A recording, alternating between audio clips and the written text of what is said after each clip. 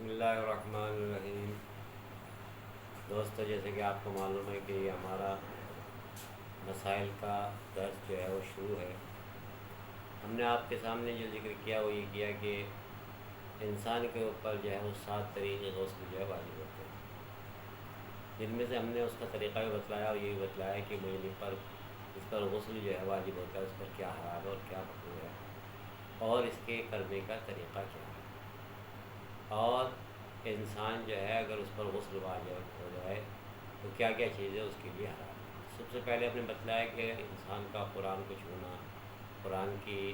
مثلا آیات کا چھونا، انبیاء کرام کے نام کو چھونا، اللہ کے نام کو چھونا، یا مسجد وغیرہ میں جانا یا مسجد میں بیٹھنا، مسجد الحرام میں، یا نمازیں وغیرہ پڑھنا انسان کا اس حالت میں حرام ہے۔ اگر انسان ان حالت میں نماز وغیرہ پڑھے گا تو اس کی نماز باطل ہوگی، لہذا اس کو چاہیے وہ غسل کرے۔ تو ہم نے بتلایا کہ 4 غسل ہوئے ہیں جو مشترک ہیں مرد اور عورت دونوں کے نزدیک۔ عورت ہو اس پر بھی واجب ہے، مرد ہو اس پر بھی واجب ہے۔ جس میں سے ہم نے بتلایا غسل جنابت ہے، وہ عورت پہ بھی واجب ہوتا ہے، مرد پہ بھی واجب ہوتا ہے۔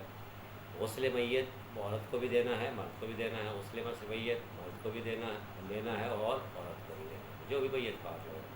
اسی طریقے سے نظر و عہد وغیرہ کا غسل جو ہے ہر انسان پہ واجب ہوتا ہے، جو انسان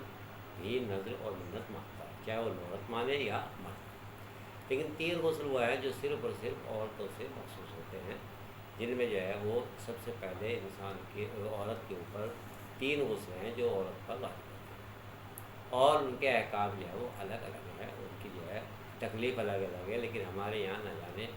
معلوم ہے یا نہیں ہے، لیکن ان کی جو ہے تکلیف الگ ہے۔ مثلاً ایک عورت کو جو ہے مثال کے طور پر ہر مہینے خون آتا ہے، اس کی مدت جو ہے وہ 10 دن ہوتی ہے، یا 3 دن ہوتی ہے، یا 7 دن ہوتی ہے، لیکن یہ طے ہے کہ 10 دن سے زیادہ نہیں ہو سکتی۔ اگر 10 دن سے زیادہ کسی عورت کو جو ہے وہ خون آئے تو اس کا مطلب یہ ہے کہ وہ خون ماہواری نہیں ہے، خون استحاضہ، وہ خون جو ہے وہ حیض شمار نہیں ہوگا، بلکہ وہ خون جو ہے وہ خون استحاضہ ہوگا۔ خون حیض کے احکام الگ ہیں، خون استحاضہ کے احکام الگ ہیں۔ خون حیض کا احکام مطلب یہ ہے کہ انسان اگر ایک عورت پر جو ہے یہ خون آئے اور ایک عورت کو یہ خون آئے تو اس کے اوپر نماز اور روزہ اس وقت واجب نہیں ہے، اور اس کے اوپر جو ہے روزوں کی قضا ہوگی اور نماز کی قضا نہیں ہوگی۔ لیکن اگر یہ خون 10 دن سے 11ویں دن آئے، 12ویں دن آئے، 15ویں دن تک آتا رہے تو 10 دن کے بعد یہ خون حیض نہیں رہے گا، بلکہ خون استحاضہ ہو جائے گا۔ اس کا کیا حکم ہے؟ اس کا حکم یہ ہے کہ یہ خون 3 طریقے کا ہوتا ہے استحاضہ۔ خون حیض جو ہے وہ 10 دن یا 10 سے کم، لیکن 10 سے زیادہ نہیں ہو سکتی۔ اسی طرح خون نفاس جو ولادت کے وقت عورت کو آتا ہے وہ بھی ایک لحظہ، ایک دن یا 10 دن سے زیادہ وہ بھی نہیں ہو سکتا۔ اگر 10 دن سے زیادہ ہو جائے تو پھر وہ خون استحاضہ ہو جائے گا۔ اس کی کیا احکام ہے؟ اس کے احکام یہ ہے کہ اگر ایک عورت کو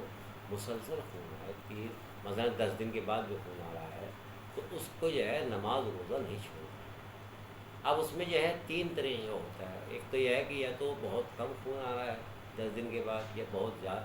درمیانی آ رہا ہے، یا زیادہ آ رہا ہے۔ اس میں عورت وہ خود جان لے گی کہ کم آ رہا ہے یا زیادہ آ رہا ہے یا بہت زیادہ۔ مثلا اگر خون جو ہے آنے کے بعد اسے کپڑے کو لگے تو وہ یہ ہے کم ہے، تو اس کے احکام کیا ہے؟ اس میں یہ ہے کہ ہر وضو کے ہر نماز کے لیے عورت کے اوپر جو ہے وضو واجب ہے، یعنی جب بھی نماز پڑھے گی اس حالت میں نماز روزہ معاف نہیں ہوگا، لہٰذا جب بھی وہ نماز پڑھے گی اس کے اوپر کیا ہوگا؟ نماز کے لیے استحاضہ میں ہر وضو کے لیے اسے علیحدہ وضو کرنا پڑے گا۔ لیکن اگر وہ خون جو ہے زیادہ، یعنی مثلا جو ہے وہ تھوڑا مطلب کپڑے کے اندر بھی داخل ہو جائے تو پھر اس کے اوپر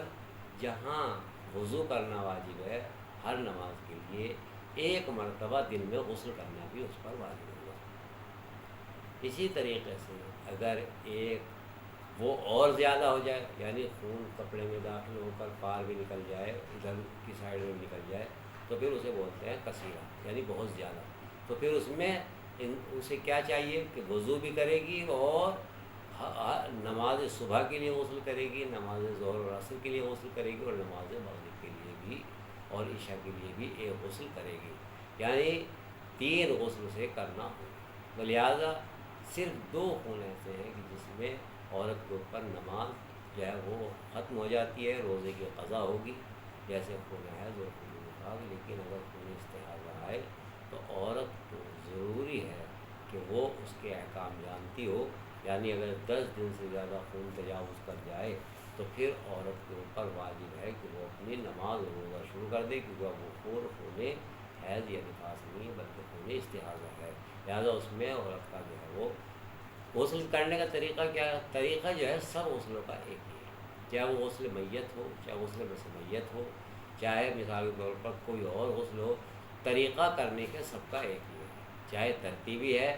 یا پھر التباسی ہے۔ جیسے میں نے پہلے بھی ذکر کیا، اگر ترتیبی کر رہا ہے تو انسان کو چاہیے کہ پہلے اپنے بدن سے میل وغیرہ کو، تیل وغیرہ کو، چکنائی وغیرہ کو دور کرے، اس کے بعد جو ہے وہ کیا کرے؟ نیت کرے، مثلا جو بھی غسل ہے، اگر انسان کے اوپر غسل جنابت ہے یا غسل مس میت ہے کہ غسل مس میت کرتا ہوں اوپر وطن اللہ، غسل جنابت کرتا ہوں اوپر وطن اللہ، تو لہٰذا انسان جو ہے وہ غسل کا تعین کرے، اس کی نیت کرے، اور اس کے بعد جو ہے سر و گردن کو دھوئے۔ اس کے بعد جو ہے جب سر و گردن دھل جائے تو پھر دانے حصے کو اس طرح دھوئے کہ انسان کو یہ اطمینان ہو جائے کہ وہ پورا کا پورا دھل گیا ہے، بغل کے نیچے اپنے پیروں کو اٹھا لے تاکہ پانی جو ہے وہ تمام جگہوں پر پہنچ جائے۔ اس کے بعد جو ہے دانے حصے کے بعد بایاں حصہ دھوئے، جب بایاں حصہ جو ہے مکمل دھل جائے تو اب انسان کا غسل، اب اس غسل کی وجہ سے انسان کے اگر جنابت کا غسل کیا ہے انسان نے، اگر انسان نے جنابت کا غسل کیا ہے یا مثلا جمعہ کا غسل بھی جیسے کسی سستانی اور بعض مراجع کے فرماتے ہیں کیا ہے، بعض مستحب غسل بھی جیسے ابھی شب قدر وغیرہ میں آئے گا، تو انسان کے اوپر سے وضو ثابت ہو جاتی ہے، یعنی اس کو وضو کرنے کی عبادت کے لیے ضرورت نہیں پڑے گی۔ جب تک یہ غسل باقی ہے انسان اس سے نماز بھی پڑھ سکتا ہے، ہر وہ عبادت، ہر وہ کام کر سکتا ہے جس میں طہارت شرط ہے، مثلا اللہ کے نام کو چھونا، مولا کے نام کو چھونا، رسول اللہ کے نام کو چھونا، ائمہ کے ناموں کو چھونا، تو لہٰذا انسان جو ہے وہ ہاتھ لگا سکتا ہے جب تک یہ غسل، اور غسل بھی اسی چیزوں سے ٹوٹے گا جن چیزوں سے ہمارا وضو باطل ہوتا ہے، یعنی کیا کہ انسان جو ہے مثلا بہت سے لوگ تصور کرتے ہیں کہ جیسے وضو کرنے کے بعد، غسل کرنے کے بعد کہ یہ ہم نے کھانا کھا لیا، ہم نے چائے پی لی، ہم نے پانی پی لیا یا کوئی اور کام کر لیا لہٰذا غسل نہیں، غسل جو ہے وہ صرف اور صرف، یا وضو جو ہے انہی چیزوں سے باطل ہوگا، جیسے مثال کے طور پر انسان جو ہے پیشاب کر لیا، لیٹرین کر لے، سو جائے، بے ہوش ہو جائے، یا مثلا اسے بے ہوش کر دیا جائے، یا انسان جو ہے قنوت کی بنیاد یہ سو جائے، یا انسان جو ہے وہ مطلب اس کو جو ہے یہی خبر نہ رہے کہ مثلا وہ پاگل ہو جائے، مجنون ہو جائے، اگر ایک انسان پاگل ہو گیا تو اس کا جو ہے، تو لہٰذا ان کے علاوہ اور جو مطلب یہ جنابت کی حالت میں ہو جائے تو لہٰذا انسان کا جو ہے وہ اس میں وضو ٹوٹ جائے گا، اور ورنہ اس کے علاوہ اگر انسان نے کر دیا تو وضو غسل ختم نہیں ہوگا، لہٰذا ہمیں چاہیے کہ ہم ان احکام کو اچھی طریقے سے یاد کریں، انشاءاللہ باقی جو ہے وہ کل الحمدللہ رب العالمین۔ اللہم صلی علی محمد۔